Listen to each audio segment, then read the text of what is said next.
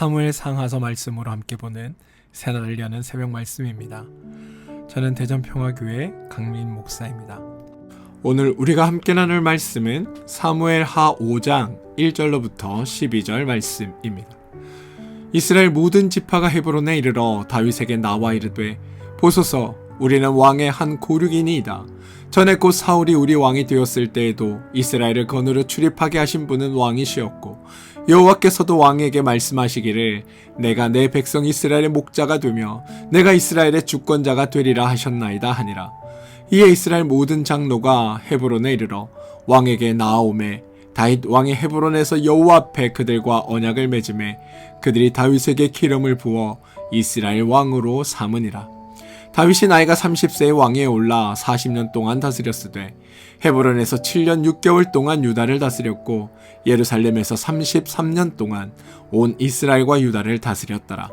왕과 그의 부하들이 예루살렘으로 가서 그 땅 주민 여부스 사람을 치려하매 그 사람들이 다윗에게 이르되 내가 결코 이리로 들어오지 못하리라. 맹인과 다리저는 자라도 너를 물리치리라 하니 그들 생각에는 다윗이 이리로 들어오지 못하리라 함이나 다윗이 시온 산성을 빼앗았으니 이는 다윗성이라. 그날에 다윗이 이르기를 누구든지 여부스 사람을 치거든 물 깃는 대로 올라가서 다윗의 마음에 미워하는 다리 저는 사람과 맹인을 치라 하였으므로 속담이 되어 이르기를 맹인과 다리 저는 사람은 집에 들어오지 못하리라 하더라. 다윗이 그 산성에 살면서 다윗성이라 이름하고 다윗이 밀로에서부터 안으로 성을 둘러싸으니라. 만군의 하나님 여호와께서 함께 계시니 다윗이 점점 강성하여 가니라. 두로왕 히람이 다윗에게 사절들과 백향목과 모스와 석수를 보내매 그들이 다윗을 위하여 집을 지으니 다윗이 여호와께서 자기를 세우사 이스라엘 왕으로 삼으신 것과 그의 백성 이스라엘을 위하여 그 나라를 높이신 것을 알았더라. 사무엘하 5장 1절로부터 12절 말씀입니다. 사무엘 상하서는 다윗이 왕이 되어가는 과정을 기록하고 있습니다. 그런데 성경은 다윗이 어떻게 왕이 되어가는가, 어떤 행동을 하는가, 어떻게 처신하며 어떤 멋있는 일들을 행하는가에 초점을 맞추고 있지 않습니다. 성경이 집중하는 것은 다윗이 아니라 하나님입니다. 성경은 하나님이 어떻게 일하시는가, 하나님이 무엇을 원하시는가를 우리에게 보여줍니다. 그리고 하나님의 원래 의도는 이스라엘에겐 왕이 필요 없다라는 것이었습니다. 하나님 자신이 이스라엘의 왕이시기 때문입니다. 그런데 이스라엘은 그 의도와는 다르게 하나님께 왕을 달라고 요구합니다. 그리고 하나님은 그들의 요구를 들어주셨습니다. 초대왕 사울에 이어 이제 다윗이 왕이 되었습니다. 그렇다면 다윗이 왕이 되면 이스라엘 백성들의 삶이 좀 나아졌을까요? 우리는 이 질문을 먼저 해봐야 합니다. 그리고 이 질문을 이해하려면 먼저 이스라엘이 왜 왕을 원했는지에 대해 알아봐야 합니다. 이스라엘 사람들이 하나님에게 왕을 달라고 요구했던 이유는 자신들의 삶이 불안정하고 평안하지 않다라고 생각했기 때문입니다.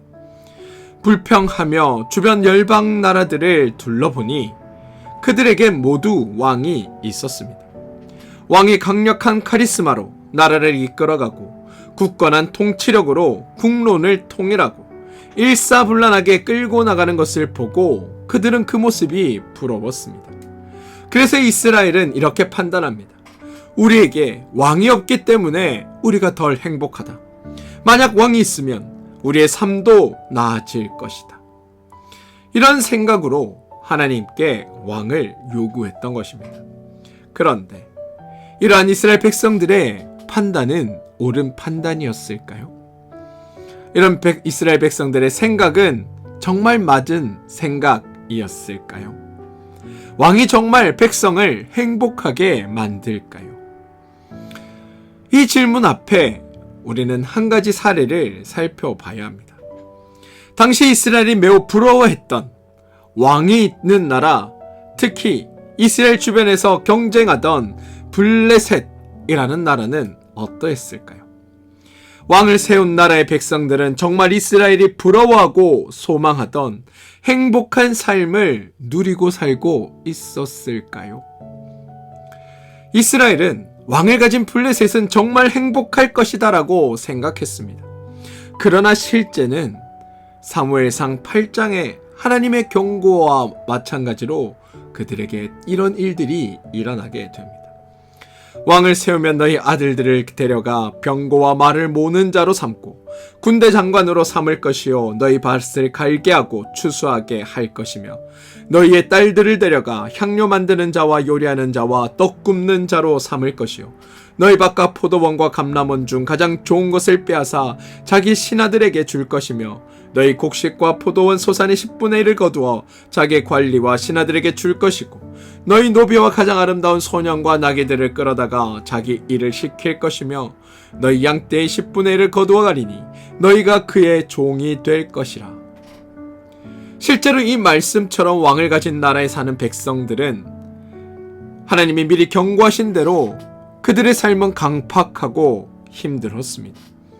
자녀들은 왕을 위해 일하느라 자기 가족들은 돌볼 수 없었고 수고하고 거둔 소산은 왕에게 거의 다 빼앗겨 버렸고 백성들은 결국 왕의 종이 되고 말았습니다. 다시 말해 이스라엘은 왕을 가진 블레셋 백성은 행복할 줄 알았지만 그러나 실제는 정반대였다라는 겁니다. 문제는 그럼에도 불구하고 이스라엘은 하나님의 경고를 듣지 않았다는 것에 있습니다. 우리도 다른 나라들처럼 왕이 있어야 한다. 그들은 이렇게 고집을 부렸습니다. 이스라엘의 사울이 왕이 되었습니다. 그럼 이들은 사울이 왕이 되고 나서 더욱 행복한 나라를 누리며 살고 있었을까요? 그렇지 않습니다.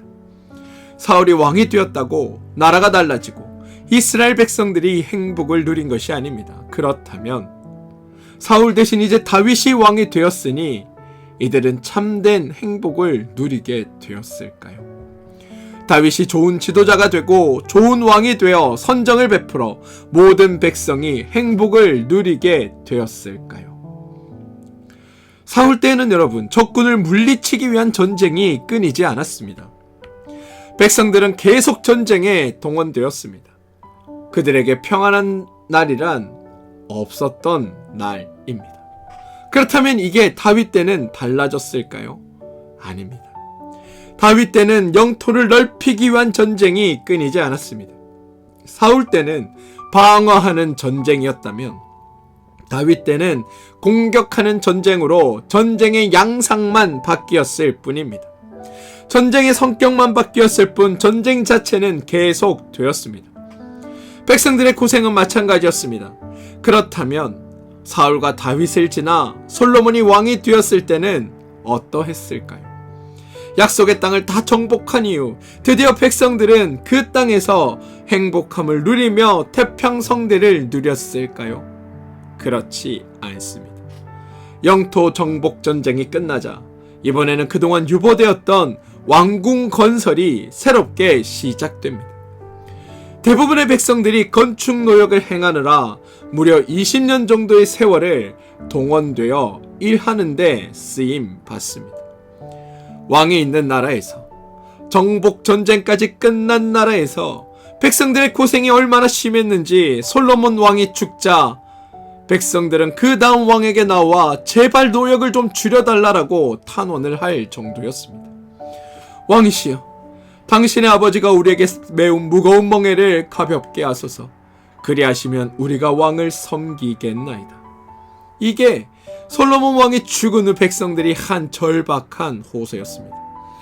여러분, 성경은 이 모든 역사적 과정을 통해 한 가지 이야기를 하고 싶어 합니다. 사울이 왕이 되어도, 다윗이 왕이 되어도, 솔로몬이 왕이 되어도 백성들의 생활은, 백성들의 삶은 나아지지 않았다. 누가 왕인지, 어떤 성품의 사람의 왕인지, 능력 있는지 능력 없는지가 중요하지 않다. 우리가 중요하게 살펴보아야 할 문제는 다른 곳에 있다. 사무엘의 5장의 기록을 보면 흥미로운 패턴이 하나 발견됩니다. 사울이 죽고 아들 이스보셋이 왕이 되었습니다만 이스라엘의 생각은 여전히 동일합니다. 이스보셋마저 죽자 이제 다윗에게 이들이 나아오는데 그때에도 여전히 그들이 생각하는 바는 변하지 않고 똑같습니다. 무슨 말이냐? 5장 1절을 보시면 이스라엘 모든 지파가 헤브론에 이르러 다윗에게 나와 이르되 보소서 우리의 왕 우리는 왕의 한 고륙이니이다. 전에 곧 사울이 우리의 왕이 되었을 때에도 이스라엘을 거느려 출입하게 하신 분은 왕이시었고 여호와께서도 왕에게 말씀하시기를 내가 내 백성 이스라엘의 목자가 되며 내가 이스라엘의 주권자가 되리라 하셨나이다 하니라. 백성들이 행하는 이와 같은 말들을 전문용어로 아첨이라고 말합니다. 권력자에게 아양을 떠는 말이다 라는 의미입니다. 백성들은 마치 사울이 왕일 때에도 다윗만을 따랐고 하나님이 다윗만을 왕으로 세운 줄 알았던 것처럼 지금 말하고 있습니다. 그런데 여러분, 다들 아시다시피 이거 완전한 거짓말 아닙니까? 진실은 다윗이 사울 때문에 온갖 역경에 처했을 때 다윗의 편에 서준 사람, 다윗을 도와준 사람은 아굴람굴에 함께했던 환난당한 모든 자와 빚진 모든 자와 마음이 원통한 자들 뿐이었습니다. 대부분의 이스라엘 백성들은 다윗을 외면했습니다. 다윗이 도망 다닐 때 아무도 다윗을 도와주지 않았습니다. 심지어 사울의 편에 서서 다윗을 잡으려고 했던 사람들도 있었습니다. 그런데 사울이 죽고 그의 아들인 이스보셋마저 죽고 나자 대세가 다윗에게 완전히 기울었다고 판단하자마자 그제서야 백성들이 다윗에게 나와 온갖 아양의 말들, 아첨의 말들을 쏟아내고 있습니다. 왕이시여, 우리는 원래부터 왕의 편이었습니다. 우리는 처음부터 왕만을 따랐습니다 라고 말하고 있다는 겁니다. 우리는 여기서 중요한 걸 하나를 발견할 수 있어야 합니다. 백성들의 가장 근본적인 생각, 그것은 전혀 변하지 않았다. 무슨 말이냐면 사울 때에도 왕이 있으면 좋겠다라고 생각했고 이스보셋 때에도 왕이 있으면 좋겠다라고 생각했고 다윗에게 나올 때도 여전히 인간이 통치자로 있는 그 왕이 있었으면 좋겠다라고 생각하고 있었다라는 겁니다. 하나님을 의지하는 것이 아니라 바로 다윗이라는 새로운 또 다른 지도자, 또 다른 사람을 의지했다라는 겁니다.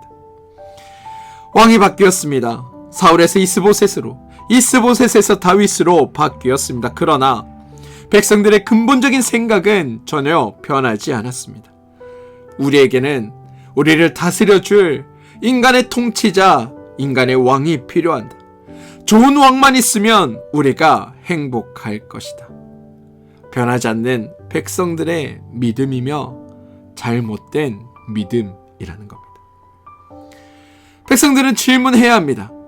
실제로 다윗이 온 이스라엘 왕으로 등극하면 우리의 상황이 정말 좋아질까? 이번엔 정말 우리의 삶이 행복해질까?